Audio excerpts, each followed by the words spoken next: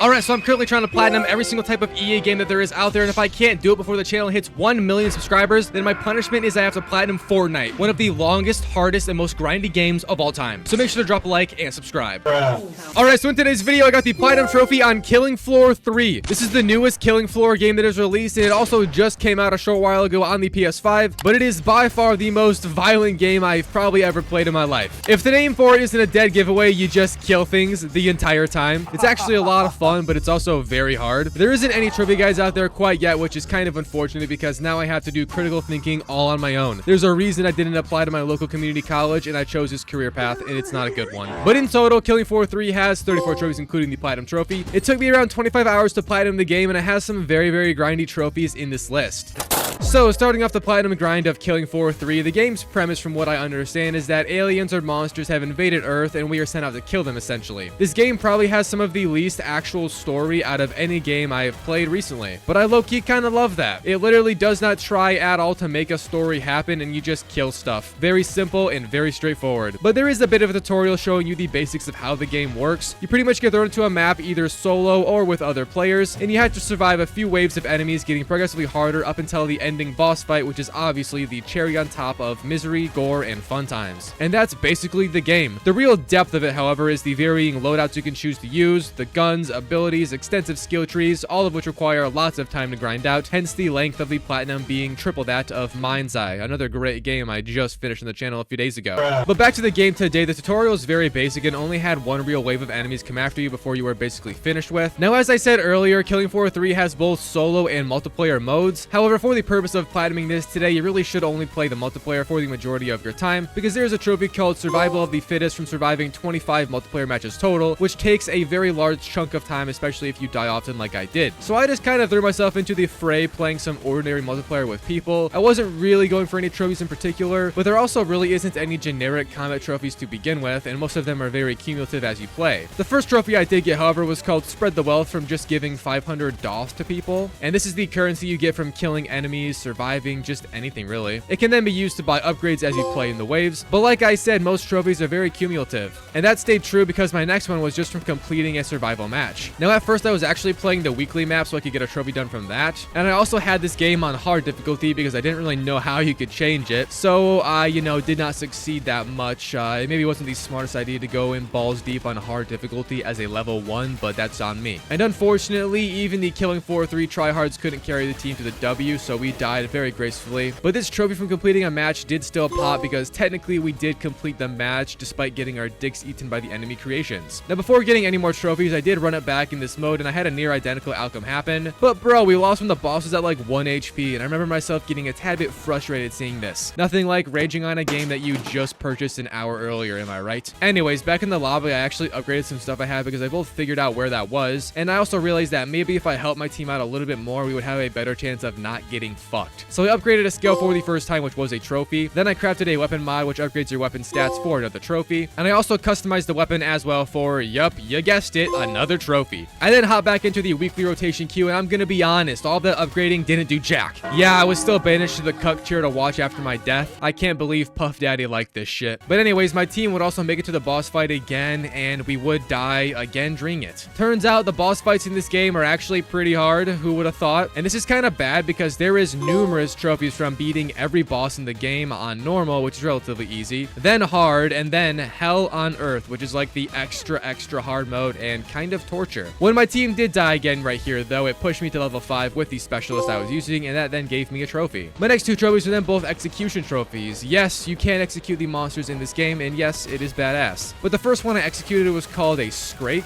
but executing an enemy is done by just weakening them enough and hitting them in critical points so they go down and start glowing red. You then press R3 and let the deed be done with the trophy popping. I then executed a Flesh Pound, who is in my opinion the most annoying normal enemy type. Actually, scratch that. Both of these enemies I executed for the trophies can suck my dick. So fast forward about 3 hours now of playtime. I've just been doing this weekly map over and over and over and failing repeatedly. Looking back at it, it was probably the worst, best way to start my career in Killing Floor 3. Because, yes, I got destroyed and I raged a lot, but I did get my innards exposed to how challenging this game can be, so it was a great learning experience. Now, I finally did manage to win this mode, but I did it on normal and I actually played it solo. Not because I chose to do solo, but because most people in this game don't really queue up for normal since it's very easy. But just for some more insight into the game and how it works, playing all alone does not increase the difficulty of it. In fact, it makes it much easier for the most part, I would say, just because there is a lot less enemies you have to fight. Now, it is harder in some elements because if you do go down, it's over completely because you can't just get revived. So that's one thing about it that's challenging. But the boss I had in this round was called the Chimera, and there's only 3 bosses as of right now, by the way, in this game. The Chimera, obviously, but then there is the Queen Crawler, and finally the Impaler. Now, I had some preconceived opinions on the bosses and what ones I found to be easy and hard. However, after playing through the entire game, I kind of think they'll have a similar challenge in beating them. Some of them are much harder on solo than with people, but then others are much easier solo opposed to with people. But we will talk about more of the bosses later on. For now, I just had to beat the Chimera, and this one has the most basic attack structure, kind of just running around trying to hit you. It does send out attacks from its tendrils on occasion, which can be deadly if you don't dodge them. Overall, though, it's one of the more predictable bosses. And I did manage to kill it right here, which finally let me win this damn mode, and I got 3 trophies from it. First, from surviving a weekly operation, which, as you know, I've been attempting for hours. Then from surviving a multiplayer match in general, and finally from defeating the Chimera on normal. Anyways, moving on, my next trophy was then just from another quick upgrade trophy. This time from upgrading a weapon mod. Yes, you heard me right, you first have to craft the thing and then also upgrade it. And each weapon mod does have quite a few rarities to their upgrades, so it's very helpful to have a high upgraded mod, and here's that trophy. Now, I kept on playing for a few more hours, but then I hit a bit of a roadblock in my progress, and I got frustrated because I couldn't win for shit on hard difficulty, which led me to research what the meta is, I guess, for this game. Because there's like 50 different weapon setups you can choose from. Actually, there's probably more like around 100, and I was just using some basic shit, but I ultimately found people suggesting this melee knife called the kunai, which can one-hit most normal enemies, and then this charged rocket beam thing called the Vulcan TA, and that gun is, in my opinion, the best gun in the entire game. It's what I ended up using for mostly my entire time playing, and it just slaps. It's insanely good, especially when fully upgraded. The only problem is, as you play more, you get more upgrades, and those upgrades make your guns cost more, meaning you kind of have to play like a poor man for a round or two to save up for the good guns, and that can be a challenge. But back to the trophies, I just wanted to lay out how I played this game as it got harder for you all, in case you want to fight in this game as well. The next trophy I got was from beating the Queen Crawler on hard difficulty, and yes, I was using the Vulcan now, which made the fight far easier than previously with my dog-ass AR I've been running. But the Queen Crawler is one of the more annoying bosses, mostly just because of her movement. The damn thing just teleports around, like I'm not joking. There isn't a single warning. The thing can just appear below you, and if it decides to attack, you're gonna die. It's kind of dumb, I'm not gonna lie.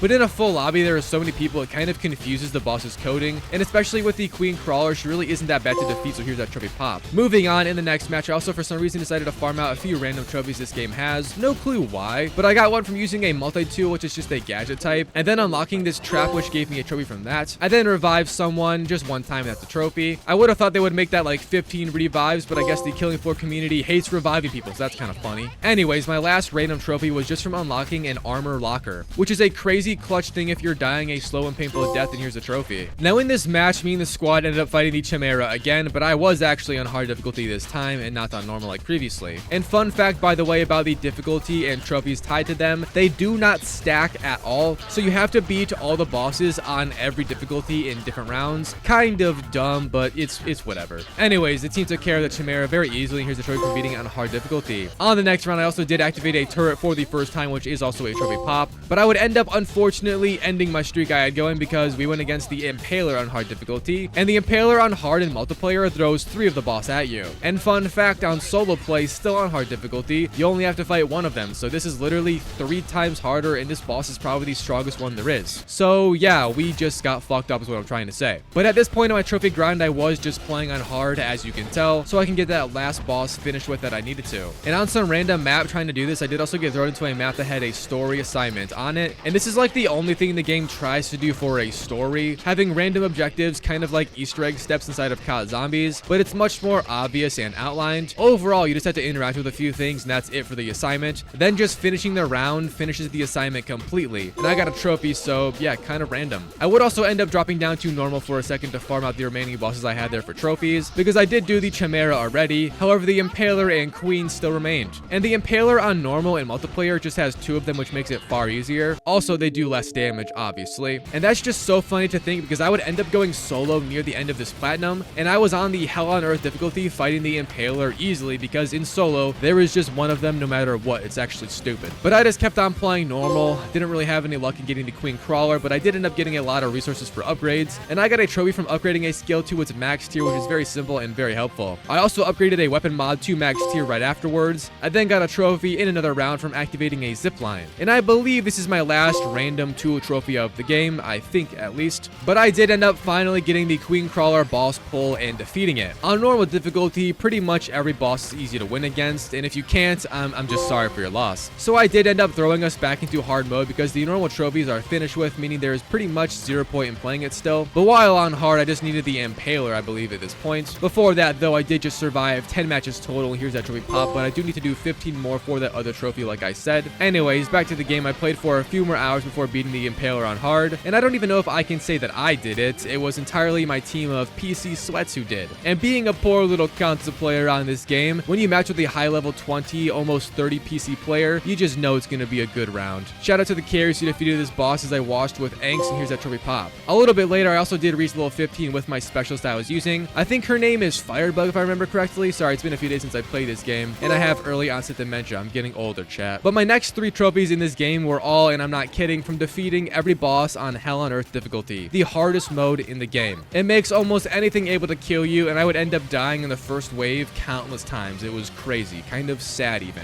But if I'm being honest, the only real way to win this mode is to either grind out your character like crazy until you're almost max and then just play it solo, because solo diminishes the enemy count so much. Also, on quite a few maps, there is really good camping spots to fight enemies, which I found from other people using them. But since I was trying to do this multiplayer because I wasn't quite high enough to go solo, and for the trophies, I just kept on playing until getting paired with good people, and that's kind of all it takes. Just hope you get a good team, and I actually won against the Chimera first, probably the easiest HOE boss, and here's that trophy. And about an hour later, I actually won against the Impaler, funnily enough, who I personally think is the hardest boss to do in public lobbies, but that's just me. Anyways, the squad carried hard, and here's that trophy as well. But I ended up going on for about 8 more hours of playing without getting a single trophy because I was just going after that final HOE boss, being the Queen Crawler, and yes, I died a lot, but I also just couldn't get the damn thing to spawn in for me, and it was honestly just a bad RNG moment. But you know, like I said, to beat these bosses on the hardest difficulty, it takes a good team and some luck. So after 8 hours, I ended up finally getting that combo, and I managed to beat the Queen Crawler, finally popping me my last boss trophy. So with that done, this would be like the cleanup stage of the game if there was a trophy guide out there, because my remaining trophies just need me to survive 25 matches total. Not hard because I can do that now on normal. And I had to heal teammates for 500 HP because I haven't ever used a healer specialist. And finally, I needed to reach level 30 with anybody, which is the longest trophy in the game, by the way. So yeah, winning those 25 matches wasn't really hard. I would have gotten this far earlier as well if I didn't die so many times, but it's a very self-explanatory trophy. Once getting my 25th win, the trophy popped, and here it is. That does unfortunately leave us with only one real goal: get to level 30. And I was around like level 20 or something, so the grind really did set in. It took me about 6 hours straight of playing on hard and Hell on Earth difficulty to grind out the remaining levels. I did some of it solo, but it's actually far better to do this with a team because it increases the enemy count, and kills are a major way you get XP in the game. But no matter how you go about it, it's a grind regardless. And I was so burnt out playing that I had to stop, and I just did that 500 HP healing trophy at random, and I got it right here. But then I did return to grind out more XP, and it was balls. I played the living hell out of this game to get to level 30, and it sucked, I can't lie. However, I did do it finally, and I got the trophy along with the Platinum Trophy pop on Killing Floor 3. So that was the Killing Floor 3 Platinum Trophy experience. I honestly had a lot of fun doing this. It did make me rage quite a lot, and I lost my shit here and there after dying repeatedly, but this really is one of those games that just takes time to get good at, and that's mostly just because of how OP you can be with fully upgraded things on your person. So yeah, that's about it. I'm going to be grinding out the Star Wars Battlefront Platinum here, so if you want to join up that boosting session, it will be Saturday. You can DM me on PlayStation or just be playing the game then, and yeah, I'll see you guys later. Thanks for watching. Bye.